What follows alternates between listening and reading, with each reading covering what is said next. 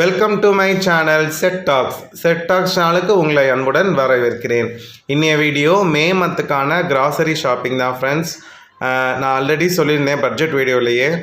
கிராசரிக்கு வந்து பார்த்திங்கன்னா நான் பட்ஜெட்டில் 3500 தான் ஒதுக்கி வச்சுருந்தேன். ஸோ இப்போ வந்து கிட்டத்தட்ட இந்த மாதம் 500 எக்ஸ்ட்ரா போட்டு 4000 போடுவோம். ஏன்னா எல்லா ரேட்டுமே ஏறிடுச்சு. இன்னொன்று மே மாதம் வீட்டில் எல்லாருமே இருப்போம் அப்படிங்கிறதுனால கொஞ்சம் அதிகமாக வரும். ஸோ எனக்கு வெக்கேஷன் எப்போ விட போகிறாங்கன்னு தெரியல. விட்டுட்டாங்க அப்படின்னா அப்போயுமே வந்து நாங்கள் எல்லாருமே வீட்டில் இருக்கிறதுனால கொஞ்சம் முன்ன பின்ன ஆகும். ஸோ அதனால் எக்ஸ்ட்ரா வாங்குறது நல்லது, கையில் எக்ஸ்ட்ரா அமௌண்ட் வச்சுக்கிறது நல்லதுன்னு சொல்லிட்டு 4000 வச்சுருந்தேன்.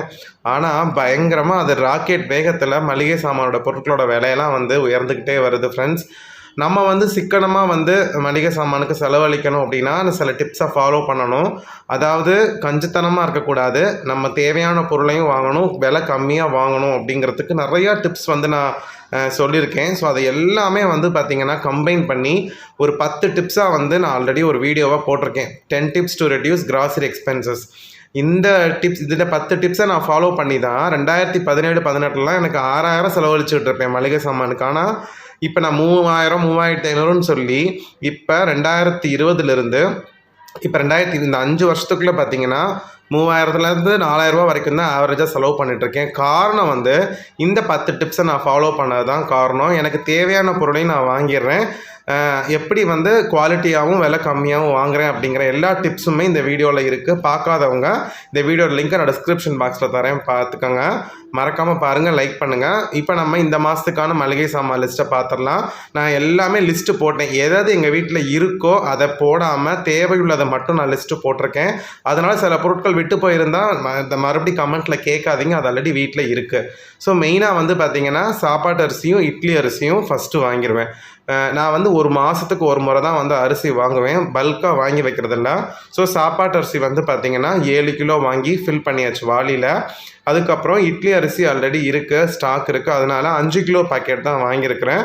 அதை இன்னும் பிரிக்கலை. ஸோ கொஞ்சம் தீர்ந்ததுக்கப்புறம் பிரித்து கொட்டிக்கலாம் அப்படின்னு சொல்லிட்டு விட்டுருக்கேன். ஸோ மெயினாக வந்து நமக்கு அரிசி எக்ஸஸாகவே இருக்கணும். இப்போ 7 கிலோ, இப்போ இட்லி அரிசி 5 கிலோ, ஆல்ரெடி கொஞ்சம் ஒரு 2 கிலோ போல் இருக்குன்னா எனக்கு ரெண்டுமே கிட்டத்தட்ட 7 கிலோ தேவைப்படும். 7 கிலோவுக்கு குறைவாக தான் தேவைப்படும். அரிசி எப்போதுமே எக்ஸ்ட்ரா வச்சுக்கிறது நல்லது. ஏன்னா அப்போ நம்ம வீட்டில் யாராவது வந்தாங்க அப்படின்னா நம்ம அந்த நேரம் வந்து தடுமாறக்கூடாது. அதனால எப்போதுமே எங்கள் வீட்டில் எக்ஸ்ட்ரா தான் அரிசி இருக்கும். நெக்ஸ்ட்டு வந்து பார்த்திங்கன்னா கோதுமை மாவு. ரேஷனில் வாங்கி கோதுமை மாவு நான் அரைச்சிட்ருந்தேன். ஸோ இந்த மாதம் வந்து ரேஷன் வந்து வாங்கலை. இப்போ ஒரு 4-5 மாதமாக வந்து பேக்கெட் வாங்கிட்டுருக்கேன். பட் மறுபடியும் ரேஷனில் வாங்கி அரைக்கணும். ஏன்னா அதில் கொஞ்சம் நிறைய காசு மிச்சம் பண்ணலாம். அதனால் கோதுமை மாவு வாங்கினேன் 2 பாக்கெட்டு. நாகாரா பிராண்டில் மைதா ஒரு பாக்கெட் வாங்கியிருக்கேன் 1/2 kg. ரவை வந்து பார்த்திங்கன்னா எப்போதுமே 2 பாக்கெட் போட்டுருவேன். ஆல்ரெடி ஒரு பாக்கெட் ஸ்டாக் இருக்கிறதுனால ஒரு பாக்கெட் 1/2 கிலோ பாக்கெட் தான் போட்டிருக்கேன். 2 அணில் சேமியா போட்டிருக்கேன். ஸோ நான் சொன்னேன் இல்லையா, நான் ரெகுலராக வாங்கக்கூடிய அண்ணாச்சி கடையை க்ளோஸ் பண்ணிட்டாங்க. நான் டிபார்ட்மெண்டல் ஸ்டோரில் தான் வாங்கினேன். அதனால் என்னால் மளிகை சாமான் செலவு வந்து ரொம்பவே மிச்சம் பண்ண முடியல. அண்ணாச்சி கடை ஹோல்சேல் கடையில் வாங்குறப்ப எனக்கு ரொம்பவே வந்து ரொம்ப பணம் மிச்சமாச்சு. இப்போ நான் வந்து அந்த கடை தேடிட்டுருக்கேன், எங்கே வந்து ஹோல்சேல் கடை இருக்குது அப்படின்னு சொல்லி தேடிட்டு அதில் நான் கண்டிப்பாக நெக்ஸ்ட் மந்த்துக்குள்ளே நான் அதை வாங்க பார்க்கணும். இல்லை அப்படின்னா எனக்கு அதிகமாக செலவாகுது.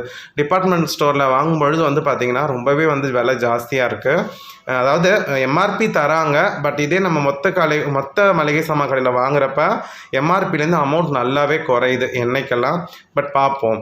ஸோ எப்போதுமே உப்புமா செய்கிறதுக்கு சேமியா ரவை நம்மக்கிட்ட ஸ்டாக் இருக்கணும். அடுத்து வந்து பார்த்திங்கன்னா சில்லி பவுடர், மிளகாத்தூள் பாக்கெட் ஆச்சி பிராண்டில் தான் வாங்கியிருக்கேன். அதுக்கப்புறம் காஷ்மீரி சில்லி, அதுக்கப்புறம் மஞ்சள்தூள். இதெல்லாமே 3மே இல்லை. மல்லித்தூள் இல்லாட்டி ஸ்டாக் இருக்கிறதுனால வாங்கலை. அதுக்கப்புறம் வந்து பார்த்திங்கன்னா வெந்தயம், கடுகு, சீரகம், இது 3 தான் இல்லை. மிளகு, சோம்பு அதெல்லாம் மற்ற சாமான்கள்லாம் இருக்கிறதுனால அதை லிஸ்ட்டில் கொண்டு வரல. அதெல்லாமே வந்து இப்போ ஆல்ரெடி இருந்த பேக்கெட்டை கொட்டி அதை வந்து ஃபில் பண்ணியாச்சு. ஸோ அதெல்லாம் இந்த மாதத்துக்கு தேவைப்படலை. ஸோ இதுதான் தேவைப்பட்டுச்சு. நிறைய பேர் சொல்லியிருக்கீங்க இந்த மாதிரி நீங்கள் வரமிளகாவோ மல்லியோ வாங்கி அரைச்சி வச்சுக்கோங்க, ஸோ அதுதான் வந்து உங்களுக்கு சீப்பாக வரும் அப்படின்னு சொல்லியிருக்கிறீங்க. 1 கிலோ வாங்கி அரைச்சோம் அப்படின்னா எங்களுக்கு ரொம்ப நாள் வர மாதிரி இருக்குது. அது அந்த என்ன சொல்கிறது, அந்த அரோமா போயிடுது. அதனால சரி அவங்க சொன்னதுக்காக நான் வந்து ஒரு 1/2 kg மிளகா மல்லி வாங்கி அரைக்கலான்னு பிளானில் இருக்கும். கண்டிப்பாக அந்த டிப்பை நான் ஃபாலோ பண்ணுறேன். நான் அவனுமே அந்த டிப்பை சொல்லியிருக்கிறேன். இந்த 10 டிப்ஸ் வீடியோவில் நானும் அதை ஃபாலோ பண்ணுறேன் இனிமேல்.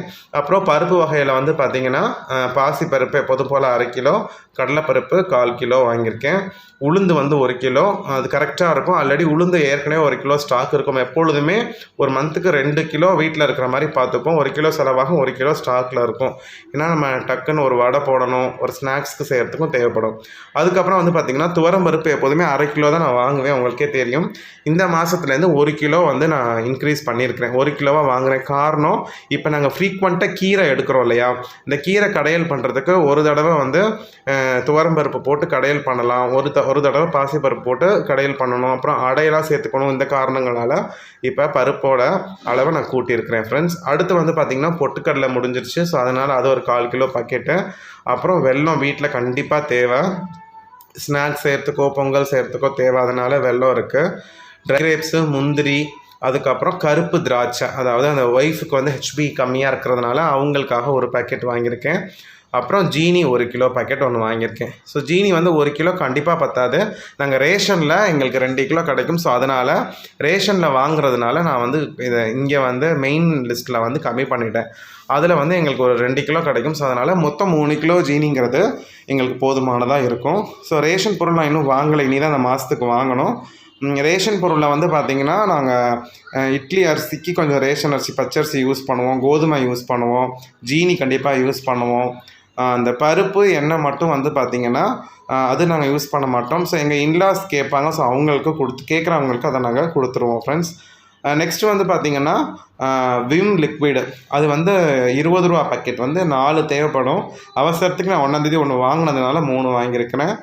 அப்புறம் வாஷிங் மிஷின் லிக்விடு ஃபேபு, காட்ரேஜில் இந்த ஃபேபு தான் இப்போ 2 லிட்டர் பாக்கெட் வாங்கியிருக்கோம். 1 லிட்டர் ஆல்ரெடி ஸ்டாக் இருக்குது. 1 லிட்டர் தான் வாங்கணும்னு போனோம். ஆனால் 2 லிட்டர் வந்து பார்த்திங்கன்னா ஆஃபர் போட்டிருந்தாங்க. ஆக்சுவலாக இது 1 லிட்டரோட ரேட்டே 99 ரூபா. 2 லிட்டர் வாங்கணும் அப்படின்னா 130 ருபீஸோ என்னவோ தான் ஆஃபர் கொடுத்துருந்தாங்க. எம்ஆர்பி வந்து பார்த்திங்கன்னா 200 ரூபா. பட் ஆனால் வந்து எங்களுக்கு வந்து 150க்கு கொடுத்தாங்க. அப்போ 75 தான் 1 லிட்டர் வருது. ஸோ அதனால் யூஸ் பண்ணுவோமேன்னு சொல்லிட்டு பெரிய பேக் வாங்கிட்டேன். ஏன்னா இதை அடிக்கடி யூஸ் பண்ணுவோம், இது கெட்டும் போகாது. அதனால் இந்த மாதிரி ஆஃபர் வரப்போ வாங்கிக்கலாம். அப்புறம் கோல்கேட் சால்ட்டு 20 ரூபா டப்பா 2, அப்புறம் பான்ஸ் டப்பா 1, ஹமாம் சோப்பு 3 வாங்கியிருக்கோம். எனக்கு வந்து நான் அப்புறம் வாங்கிப்பேன், எனக்கு ஆல்ரெடி ஸ்டாக் இருக்குது. நான் எல்லோ கலர் ஹமாம் தான் யூஸ் பண்ணுவேன்.